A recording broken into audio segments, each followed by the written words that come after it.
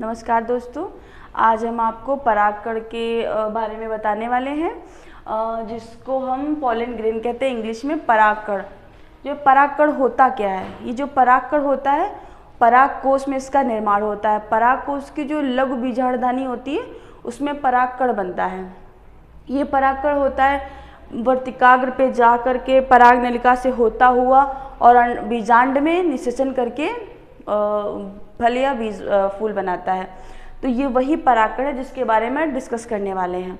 परागकण जो होता है प्रारंभ में एक कोशिकीय होता है, लेकिन जब ये परिपक्व हो जाता है तब ये द्विकोशिकीय में विभाजित हो जाता है। मोस्टली जो परागकण होते हैं वो गोलाकार होते हैं, लेकिन कुछ जो प्रजातियां होती हैं उनमें ये अंडाकार मिलते हैं। देखिए गोलाकार जैसे एक गेंद होती है, ऐसे होता है गोलाकार। और अंडाकार क्या होता है? जैसे जैसे एक एग होता है, एग की शेप में जो होगा वो ऐसे अंडाकार, ये गोलाकार। तो ज़्यादातर जो परागकण होते हैं वो गोल होते हैं, बट कुछ प्रजातियां ऐसी होती हैं जिसमें आपको परागकण जो है अंडाकार मिलते हैं। तो ये होता है परागकण। इसकी ये फिगर है। देखिए इसमें परागकण में एक वर्धी केंद्रक होता है जो सबसे बड़ा केंद्रक होता है। वर्धी केंद्रक को हम जो होता है वेजिटेटिव न्यूक्लियर कहते हैं। और ये जो वर्धी केंद्रक होता है इसके चारों ओर एक जीव द्रव्य साइटोप्लाज्म भरा रहता है इसके अंदर। और इसी में एक छोटा सा केंद्रक होता है जिसको हम जनन केंद्रक बोलते हैं, जिसको हम जेनरेटिव न्यूक्लियर कहते हैं इंग्लिश में। और जो ये जनन केंद्र होता है इसमें जो वो होता है साइटोप्लाज्म मतलब जीव द्रव्य, वो बहुत गाढ़ा होता है, बहुत डार्क होता है। इसकी तुलना में ये जो वर्धी केंद्रक का जीव द्रव्य होता है, इसकी तुलना में जो जनन केंद्रक का जीव द्रव्य होता है, ये होता है जीव द्रव्य, ये जो डार्क ये बहुत गाढ़ा होता है। और इसका जो ये रेड कलर से है, ये इसको हम अंतःचूल कहेंगे। ये अंतःचूल होता है जो वो परागकण का अंतःचूल। अंतःचूल को हम इंटाइन कहते हैं इंग्लिश में। और बाह्यचूल होता है जो उसके ऊपर एक आवरण होता है, परागकण के ऊपर जो आवरण होता है उसको हम बाह्यचूल कहते हैं। उसको इंग्लिश में हम एक्साइन कहते हैं। इस आवरण का काम क्या होता है? ये जब पराग कोश से निकलकर जब ये परागकण वर्तिकाग्र तक पहुंचता है तो बीच में ना उसको बहुत सारी दिक्कतों का सामना करना पड़ता है। तो उन दिक्कतों से बचाने के लिए जो बाह्यचूल होता है वो बहुत मदद करता है। बाह्यचूल जो होता है ये इसको इंग्लिश में एक्साइन कहते हैं। और कभी कभी पेपर में पूछा जाता है कि जो बाह्यचूल होता है ये किस चीज़ का बना होता है?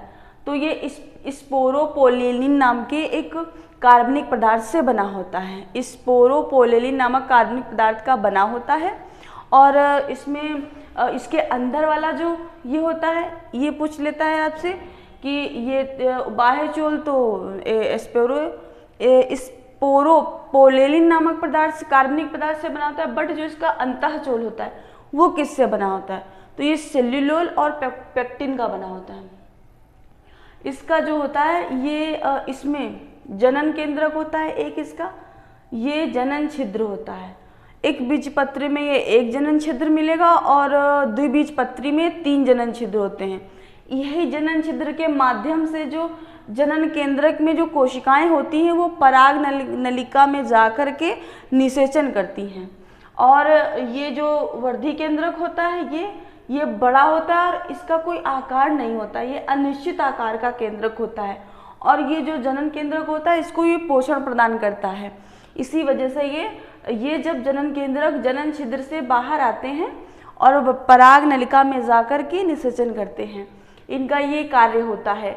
और देखिए इसमें डेफिनेशन भी हमने आपको लिख दी है, आप चाहें तो लिख सकते हैं, पहले आप इसको पढ़ सकते हैं।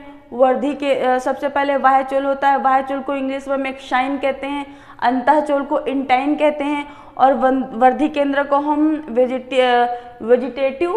वेजिटेटिव न्यूक्लियर कहते हैं। और जो जनन कोश केंद्रक होता है उसको जेनरेटिव न्यूक्लियर कहते हैं। जीव द्रव्य को हम साइटोप्लाज्म कहते हैं। इसके नाम याद रखिए। कभी आपको चित्र बनाने को आएगा तो आपको इसमें नेमिंग भी करनी पड़ेगी। आप चाहे तो हिंदी में कर सकते हैं, आप चाहे तो इंग्लिश में कर सकते हैं, और आप चाहे तो दोनों में कर सकते हैं। अब पढ़ते हैं हम इसकी डेफिनेशन। देखिए, परागकण का निर्माण परागकोश के भीतर लघु बीजाणुधानी में होता है। ठीक है, जो पुंकेसर का भाग होता है उसको हम लघु बीजाणुधानी कहते हैं, और जो ये स्त्री केसर होता है वो गुरु बीजाणुधानी में आता है। तो परागकण का निर्माण परागकोश के भीतर लघु बीजाणुधानी में होता है। प्रारंभ में यह एक कोशिकीय होता है। ठीक है, प्रारंभ में यह कोशिकीय होता है, परंतु परिपक्व परागकण जो हो जाता है तब ये द्विकोशिकीय में बढ़ जाता है। परागकण अगुणित कोशिका का बना होता है। और इसका शेप पूछ ले तो ये गोलाकार का होता है, गेंद की तरह गोल, लेकिन कुछ प्रजातियां ऐसी होती हैं जिसमें वो अंडाकार होता है। वायचोल आपसे पूछ ले किस चीज़ का बना होता है, तो स्पोरोपोलेली नामक कार्बनिक पदार्थ का बना होता है। एक बीजपत्री में अगर जनन छिद्र आपसे पूछ ले तो इसकी संख्या 1 होती है। बट देखिए, जनन छिद्र का काम क्या होता है? जो जनन छिद्र होते हैं, जब परागकण वर्तिकाग्र पर आते हैं तब ये जो जनन छिद्र के द्वारा ये आपकी जनन केंद्रक होते हैं, इसी से ये जनन केंद्रक निकल करके पराग नलिका में जा करके निषेचन करता है, अपनी क्रिया को कंप्लीट करता है। तो जनन छिद्र एक कहीं ना कहीं क्रैक हो जाता है, उसी क्रैक वाले स्थान से निकल करके पराग नलिका में प्रवेश करते हैं, पराग नलिका में प्रवेश करते हैं। और उसके भीतर ये दोहरा निषेचन, जो ये जनन कोशिकाएं होती हैं उसमें यह केंद्र, ये देखिए जनन केंद्रक जो होता है, यह केंद्रक छोटा होता है, इसमें जीव द्रव्य गाढ़ा होता है, इसमें दो नर युग्मक का निर्माण होता है। ये दो जो नर युग्मक होती हैं, समसूत्री विभाजन होता है, उसके बाद ये दो समसूत्री विभाजन में के बाद ये दो नर युग्मक का निर्माण करते हैं और ये दोहरे निषेचन में भाग लेते हैं। जब ये दोहरा निषेचन होता है उसमें ये भाग लेते हैं। तो ये परागकण की डेफिनेशन हो गई। फिर बाह्य चोला आपसे पूछ लेता है, इसकी भित्ति कठोर होती है और ये स्पोरोपोलेलिन नामक पदार्थ, कार्बनिक पदार्थ से बना होता है। इसका काम होता है अम्ल क्षार ताप से बीज की रक्षा करना।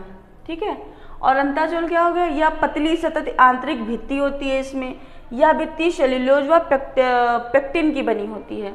वर्दी केंद्रक बड़ा अनिश्चित केंद्रक जो होता है, बड़ा अनिश्चित केंद्रक होता है इसमें, और जनन केंद्रक को पोषण प्रदान करता है। और जनन केंद्रक, यह केंद्रक छोटा होता है, इसमें जीव द्रव्य गाढ़ा होता है, इसमें दो नर युग्मकों का निर्माण होता है। पॉलिन ग्रेन की बस इतनी सी डेफिनेशन है, आपको याद रखनी है, एग्जाम में कई बार पूछा जा चुका है। नामांकित चित्र बनाइए और कभी कभी इसकी डेफिनेशन पूछ सकता है। वैसे चित्र बनाने को अधिकतर आता है, बहुत इजी होता है। एक बड़ा सा वर्दी केंद्रक बनाना तो होता है, छोटा सा जनन केंद्रक बनाना होता है। जनन केंद्रक जो होता है उसमें गाढ़ा जीव द्रव्य होता है, और जो वर्दी केंद्रक होता है उसमें थोड़ा सा पतला, मतलब संतृप्त जीव द्रव्य होता है। जनन छिद्र इसमें एक ही पाया जाता है। अंताचोल काहे का बना होता है? आपका सेल्यूलोज और पेक्टिन का। वायचोल आपसे पूछ दे तो स्पोरोपोलेलिन नामक कार्बनिक पदार्थ का बना होता है। बस इतना ही इसमें है पॉलिन ग्रेन में। कल हम आपको नई क्लास में मिलते हैं, तब तक के लिए नमस्कार।